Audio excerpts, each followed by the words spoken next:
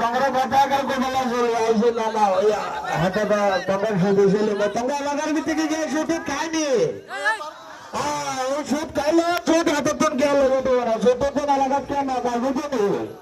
আর সুদ দেওয়ার দরকার না আর হাতে তোর সবসময় জোরে জোরে থাকবা শুধু গেলে জোরে জোরে থাকবা এরা ওরা ওরা টোটাল সরাবে নেবি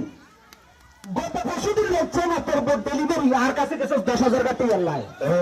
আপনি তো দিয়ে বলেন আপনি কথা বলেন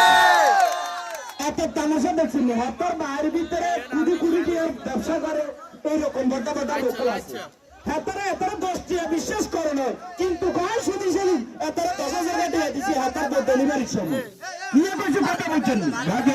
আমার কাছে আরেতে আগে একটা আলাপ দিতেন আমি আরে শুধু দিতেন না দেখছেন আমার আলাপ দিলে কি তোর বাড়ির মানুষ এত তোর টেয়া হালাত দেন আজ তোর এমনি কেমনি বিশ্বাস করি ওরা এটা বলছে কারণ কোনো কথা বলেন ডেলিভারি নিয়ে যেতেন না শুনে না যে একটা কথা বলি সবারই অনেকে দেখবেন বাড়ির ভিতরে লক্ষ লক্ষ টাকা আছে কিন্তু বাড়ির একজন গরিব মানুষ